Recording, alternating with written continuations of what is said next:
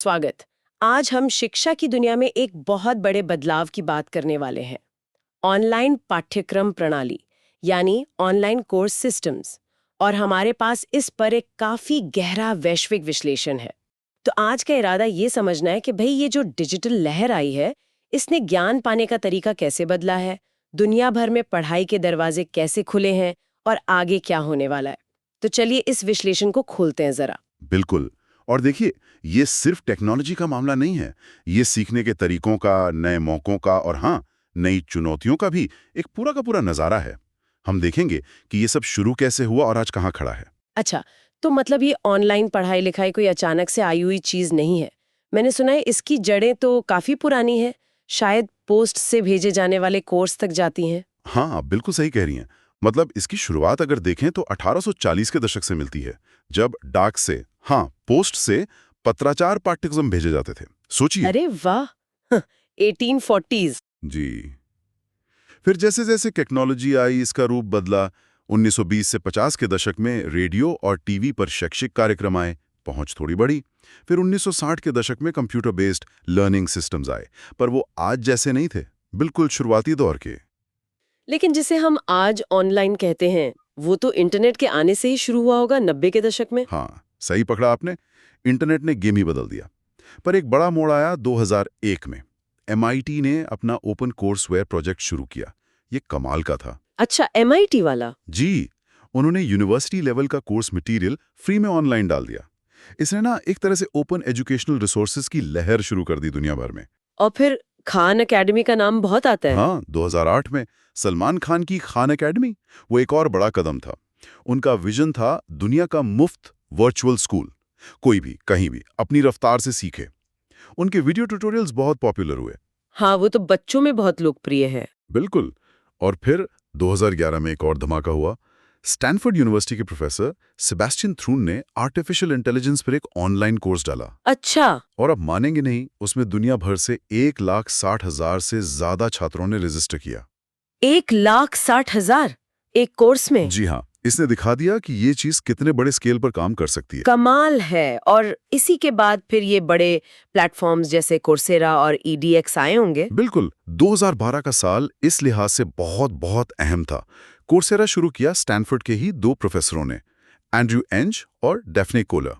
उनका मॉडल था दुनिया की टॉप यूनिवर्सिटीज के साथ पार्टनरशिप। अच्छा। और उसी साल हार्वर्ड और MIT ने मिलकर EDX बनाया, जो एक नॉन प्रॉफिट था। तो ये बड़े प्लेटफॉर्म्स एक तरह से ऑर्गेनाइज तरीके से हायर एजुकेशन को ऑनलाइन ले आए। और फिर हम सब जानते हैं, 2020 में आया कोविड-19। हाँ, उसने तो जैसे सब कुछ बदल ही दिया। उसने तो रातों रात ऑनलाइन शिक्षा को जरूरत बना दिया और इसकी रफ्तार कई गुना बढ़ा दी। ये तो हुए अंतर्राष्ट्रीय नाम, पर हमारे विश्लेषण में भारत के भी कुछ बड़े नामों का जिक्र है। यहाँ क्या कहानी है? हाँ, भारत की कहानी बहुत दिलचस्प है इसमें। सबसे बड़ा नाम तो शायद बायजूस है। 2011 में बायजू रविंद्रन और दिव्या गोकुलनाथ ने शुरू किया था। हाँ, बायजूस का नाम तो सबने सुना है। जी, और आज ये भारत का सबसे बड़ा एडटेक यूनिकॉर्न है।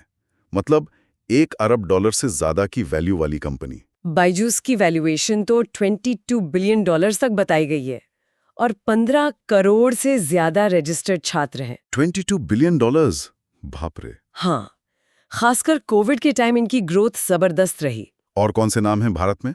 अनअकैडमी भी बहुत बड़ा नाम है। 2015 में गौरव मुंजाल, रोमन सैनी और हिमेश सिंह ने शुरू किया था। पहले यूट्यूब चैनल जैसा था। आज ये कॉम्पिटिटिव एग्जाम्स की तैयारी के लिए बहुत बड़ा प्लेटफॉर्म है। अच्छा, प्रतियोगी परीक्षाओं के लिए। जी। फिर वेदांतु है। 2011 में वामसी कृष्णा, पुलकित जैन, सौरभ सक्सेना ने शुरू किया था। जी। इन्होंने भारत में लाइव ऑनलाइन ट्यूटरिंग का कॉन्सेप्ट पॉपुलर किया।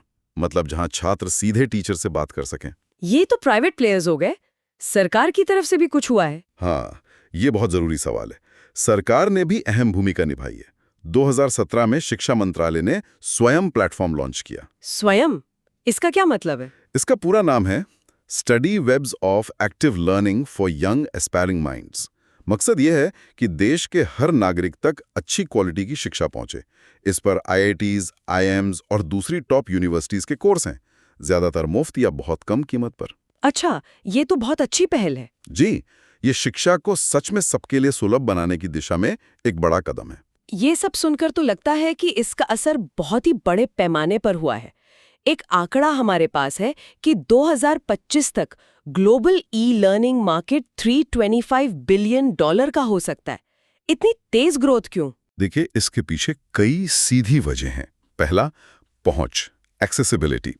मतलब अब कोई कहीं भी बैठकर पढ़ सकता है। गांव में, छोटे शहर में कोई सीमा ही नहीं रही। सही बात है। दूसरा, मापनीयता, स्केलेबिलिटी। सोचिए, एक ही लेक्चर हजारों लाखों लोग देख सकते हैं। ये क्लासरूम में तो मुमकिन ही नहीं। हाँ, ये तो है। और तीसरा, शिक्षा का लोकतंत्रीकरण, डेमोक्रेटाइजेशन। मतलब अच्छी शिक्षा अब सिर्फ कुछ अमीर लोगों या बड़े शहरों तक ही सीमित नहीं है, कोई भी इसे पा सकता है। ये तो सुनने में बहुत अच्छा लगता है, पर क्या जमीन पर भी ऐसा है? मतलब अलग-अलग देशों में इसका असर कैसा है? क्या विकसित और विकासशील देशों में फर्क है? हाँ, फर्क तो है। विकसित देशों में जैसे अमेरिका, यूरोप में ऑनलाइन लर्निंग काफी मैच्योर हो गई है। वहां एक सर्वे था कि 70% से ज्यादा ग्रेजुएट छात्र मानते हैं कि ई लर्निंग पारंपरिक क्लास से बेहतर है।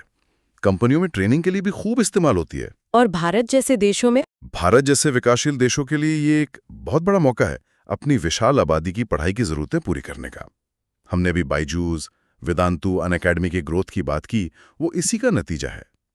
हाँ, वो आंकड़े तो जबरदस्त थे। जी, लेकिन अफ्रीका जैसे क्षेत्रों में चुनौतियां ज्यादा हैं। इंटरनेट, बिजली, डिवाइस, ये सब दिक्कतें हैं, पर वहां भी ये धीरे धीरे पहुंच रहा है। ये सब ठीक है, पहुंच बढ़ रही है, स्केल बड़ा है, पर एक बड़ा सवाल, जेब पर कैसा असर पड़ता है? क्या ये सस्ता है पारंपरिक पढ़ाई से? हाँ, ये बहुत अहम सवाल है और ज्यादातर मामलों में जवाब है हाँ, ये सस्ता पड़ता है। अच्छा, कैसे? देखिए, संस्थानों के लिए बिल्डिंग, क्लासरूम्स, लाइब्रेरी का खर्चा कम हो जाता है। हाँ, शुरू में टेक्नोलॉजी और कोर्स बनाने में पैसा लगता है, पर वो हजारों छात्रों में बढ़ जाता है। और छात्रों के लिए? छात्रों के लिए भी बचत है। रहने सहने का खर्चा बचता है, आने जाने का खर्चा बचता है, घर बैठे पढ़ सकते हैं। अक्सर कोर्स की फीस भी कम होती है। और साथ में काम भी कर सकते हैं। बिल्कुल, ये बहुत बड़ा फायदा है। अपॉर्चुनिटी कॉस्ट कम हो जाती है। कई प्लेटफॉर्म्स तो फ्रीमियम मॉडल पर चलते हैं, कुछ बेसिक फ्री, बाकी के लिए पैसे या सब्सक्रिप्शन ले लो। कोई अंदाजा है कि कितना सस्ता पड़ता है? मतलब कुछ आंकड़े? हाँ, कुछ स्टडीज हैं जो कहती हैं कि ऑनलाइन शिक्षा पारंपरिक शिक्षा से 40 से 60% तक ज्यादा कॉस्ट इफेक्टिव हो सकती है। 40 से 60%? ये तो बहुत है। जी, जब लागत और छात्रों की संख्या का हिसाब लगाते हैं तो वेब आधारित तरीके लगभग हमेशा बेहतर निकलते हैं। ठीक है, तो अगर हम फायदों को एक जगह देखें तो क्या मुख्य बातें होंगी? जरूर। पहला और सबसे बड़ा, लचीलापन, फ्लेक्सिबिलिटी। कभी भी कहीं भी अपनी रफ्तार से 24/7। हाँ, ये तो है। दूसरा, आपकी टेक स्किल्स बेहतर होती हैं, जो आज के जमाने में बहुत जरूरी है। तीसरा, एआई जैसी चीजों से पर्सनलाइज लर्निंग संभव हो रही है। मतलब कोर्स आपके हिसाब से ढल सकता है। ये पर्सनलाइज्ड लर्निंग वाला पॉइंट दिलचस्प है। हाँ, चौथा, आपको दुनिया भर के लोगों से जुड़ने का मौका मिलता है, ग्लोबल नेटवर्किंग।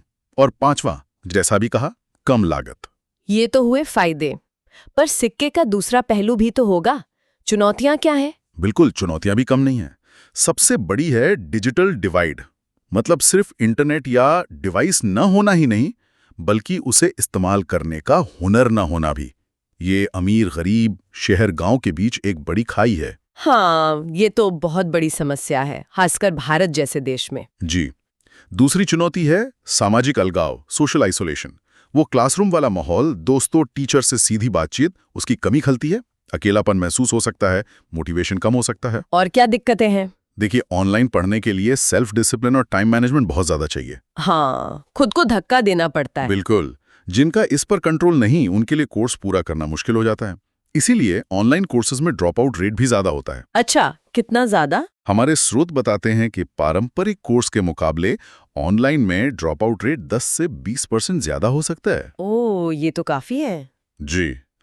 फिर तकनीकी दिक्कतें तो हैं ही, स्लो इंटरनेट, प्लेटफॉर्म क्रैश, और आखिर में क्वालिटी का सवाल। क्या ऑनलाइन डिग्री की उतनी ही वैल्यू है? इस पर अभी भी सवाल उठते हैं। हाँ, ये मान्यता वाला मुद्दा तो अहम है। तो ये जो लचीलापन है, वो एक तरह से कमजोरी भी बन जाता है। अनुशासन की जरूरत और छात्रों को जोड़े रखना, मतलब स्टूडेंट एंगेजमेंट, वो भी एक चुनौती होगी। बहुत बड़ी चुनौती है। क्लास में तो आप छात्र को देख सकते हैं, उसकी बॉडी लैंग्वेज समझ सकते हैं, उससे सीधे सवाल पूछ सकते हैं। ऑनलाइन में ये मुश्किल है। और हाँ, परीक्षाओं में ईमानदारी बनाए रखना, नकल रोकना, ये भी एक बड़ी चिंता है। तो क्या ये सिर्फ जानकारी पहुंचाने का तरीका है या इससे कुछ खास स्किल्स भी डेवलप होती हैं? नहीं, सिर्फ जानकारी नहीं, कई जरूरी स्किल्स डेवलप होती हैं। एक तो साफ है डिजिटल लिटरेसी, आप टेक्नोलॉजी इस्तेमाल करना सीखते हैं। हाँ, वो तो है। दूसरा सेल्फ मैनेजमेंट, क्योंकि आपको खुद ही सब संभालना है, आप ज्यादा आत्मनिर्भर बनते हैं। तीसरा अडेप्टेबिलिटी, अलग अलग टेक्नोलॉजी और फॉर्मेट के साथ काम करके आप बदलावों से ढलना सीखते हैं। और चौथा ग्लोबल पर्सपेक्टिव, जब आप दुनिया भर के लोगों से इंटरैक्ट करते हैं तो सोच का दायरा बढ़ता है। लेकिन सीखने के नतीजों का क्या? मतलब लर्निंग आउटकम्स, क्या ऑनलाइन उतना ही असरदार है जितना क्लासरूम? इस पर रिसर्च मिली जुली है। कुछ कहती हैं कि अगर कोर्स अच्छा बना हो तो ऑनलाइन भी उतना ही प्रभावी हो सकता है, पर जैसा हमने कहा, ड्रॉप आउट रेट, एंगेजमेंट की चुनौती ये दिखाते हैं कि हमेशा ऐसा नहीं होता।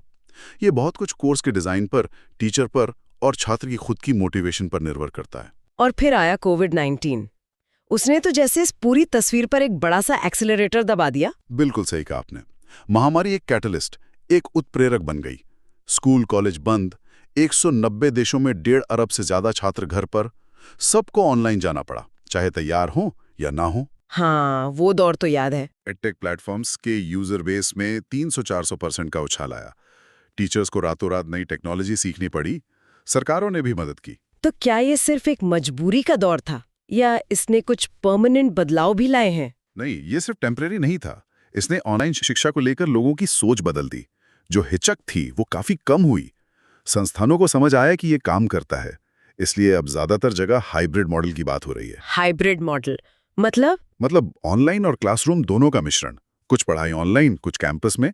शायद यही भविष्य है, दोनों का बेस्ट लेना। भारत की बात पर वापस आते हैं। यहाँ इतनी सफलता क्यों मिली? क्या खास वजह रही? देखिए, भारत में कई फैक्टर एक साथ आए। एक, सरकार का पुश, स्वयं, दीक्षा जैसी पहलें। दूसरा, यहाँ छात्रों की संख्या बहुत ज्यादा है और कॉम्पिटिटिव एग्जाम का कल्चर है, तो मार्केट डिमांड बहुत है। हाँ, ये तो है। तीसरा, इंटरनेट और स्मार्टफोन की पहुंच पिछले कुछ सालों में बहुत तेजी से बढ़ी है। और चौथा, यहाँ की एडटेक कंपनियों ने काफी इनोवेशन किया है भारतीय जरूरत के हिसाब से। लेकिन भारत में चुनौतियां भी तो होंगी, शायद विकसित देशों से अलग, जैसे भाषा की बाधा। हाँ, बिल्कुल, चुनौतियां हैं और कुछ शायद ज्यादा भी हैं। इंफ्रास्ट्रक्चर अभी भी सब जगह एक जैसा नहीं है। इंटरनेट स्पीड, बिजली, भाषा एक बहुत बड़ा मुद्दा है। ज्यादातर अच्छा कंटेंट अभी भी अंग्रेजी में है। हाँ, ये तो बहुत बड़ी दिक्कत है। हालांकि अब रीजनल भाषाओं में कंटेंट आ रहा है, पर अभी काफी काम बाकी है। और फिर कॉस्ट का पहलू, एक अच्छा डिवाइस और डेटा पैक, ये आज भी कई परिवारों के लिए महंगा है। ये चुनौतियां कई विकासशील देशों में हैं, पर भारत की विविधता इसे और जटिल बना देती है। आगे देखते हैं, भविष्य कैसा लग रहा है ऑनलाइन शिक्षा का? कौन सी नई टेक्नोलॉजी इसे और बदलेंगी? भविष्य तो बहुत रोमांचक है। एआई का जिक्र हमने किया। एआई सच में लर्निंग को पर्सनलाइज कर सकता है, हर छात्र की जरूरत और रफ्तार के हिसाब से। ये मूल्यांकन में भी मदद कर सकता है। एआई ट्यूटर जैसा कुछ? हाँ, बिल्कुल। सोचिए, एक एआई ट्यूटर जो आपकी कमजोरी समझकर आपको प्रैक्टिस दे। फिर वीआर और एआर हैं, वर्चुअल और ऑगमेंटेड रियलिटी। अच्छा, वीआर एआर का क्या रोल होगा? प्रैक्टिकल विषयों में बहुत बड़ा रोल हो सकता है। सोचिए, मेडिकल छात्र बिना असली मरीज के सर्जरी की प्रैक्टिस कर सकें, या इतिहास के छात्र किसी पुरानी सभ्यता को वर्चुअली घूम सकें। ये तो कमाल की बात है। और ब्लॉकचेन टेक्नोलॉजी का इस्तेमाल हो सकता है डिग्री और सर्टिफिकेट को सिक्योर करने के लिए, ताकि कोई धांधली ना हो सके। टेक्नोलॉजी के अलावा पॉलिसी लेवल पर क्या हो रहा है? हाँ, पॉलिसी भी बदल रही है। भारत की नई शिक्षा नीति 2020 में डिजिटल एजुकेशन पर काफी जोर है। ऑनलाइन कोर्स के क्रेडिट को मान्यता देना, टीचर्स की डिजिटल ट्रेनिंग, इंफ्रास्ट्रक्चर में निवेश, ये सब शामिल है। दुनिया भर में भी कोशिश हो रही है कि क्वालिटी, मान्यता और क्रेडिट ट्रांसफर के लिए कॉमन स्टैंडर्ड बने। तो कुल मिला के हमने देखा कि ऑनलाइन कोर्स सिस्टम ने शिक्षा को पहुंचाने का तरीका बिल्कुल बदल दिया है। ज्ञान के दरवाजे सबके लिए खोल दिए हैं, चाहे वो खान एकेडमी हो या भारत में बायजूस। लाखों लोगों तक पढ़ाई पहुंचाने की इसकी ताकत तो साफ दिखती है। हाँ, और ये भी साफ है कि इसके फायदे, लचीलापन, कम लागत, स्केल बहुत बड़े हैं। लेकिन चुनौतियां भी असली हैं। डिजिटल डिवाइड, छात्रों को जोड़े रखना।